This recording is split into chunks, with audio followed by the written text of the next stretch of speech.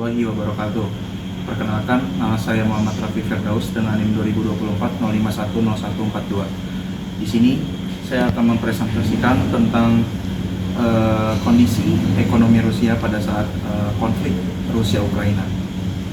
Di sini ada dua pembahasan, yakni adalah dampak konflik dan juga strategi Rusia dalam mempertahankan ekonomi terpuruknya mereka menjadi ekonomi kebangkitan.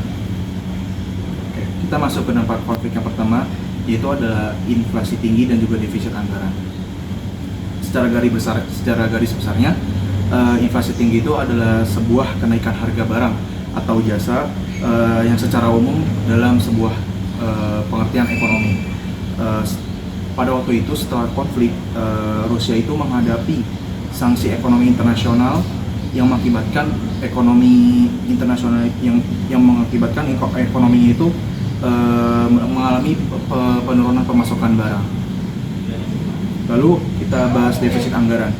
Defisit anggaran itu biasanya terjadi ketika pengeluaran pemerintah itu lebih besar. Bukan secara defisit anggaran. Defisit anggaran itu terjadi ketika pengeluaran pemerintah itu lebih besar daripada pendapatan yang diterima. Jadi pada saat itu, selama konflik, pemerintah Rusia itu meningkatkan pengeluaran militernya untuk operasi militer di Ukraina. Lalu juga kita berbicara yang kedua, dampak konflik dari sanksi ekonomi dari negara barat. Sanksi ekonomi itu bertujuan untuk menekan ekonomi Rusia dengan membatasi akses mereka terhadap pasar global, teknologi, dan sistem keuangan internasional, yang berakibat sistem keuangan internasional itu mengalami kesulitan dalam mengimpor barang dan juga teknologi, serta kehilangan pendapatan yang signifikan, ekspor energi yang pada gilirannya memperburuk kondisi ekonomi dalam negeri.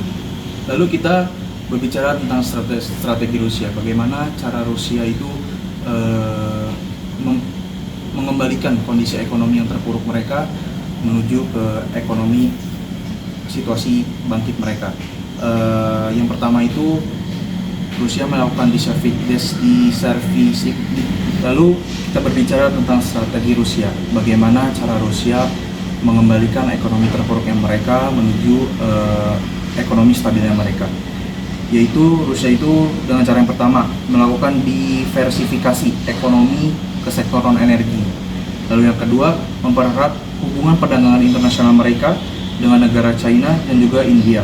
Lalu yang terakhir adalah meningkatkan produksi dalam negeri. Biasanya mereka kembali pelan-pelan menuju kebangkitan ekonominya mereka melalui produksi dalam negeri. Jadi dia memperbanyak produksi barang di dalam negeri mereka untuk diekspor ke beberapa negeri di luar. Seperti itu. Mungkin cukup sekian yang dapat saya presentasikan di video ini. Mohon maaf bila ada kesalahan atau ada salah kata. Saya tutup. Assalamualaikum warahmatullahi wabarakatuh.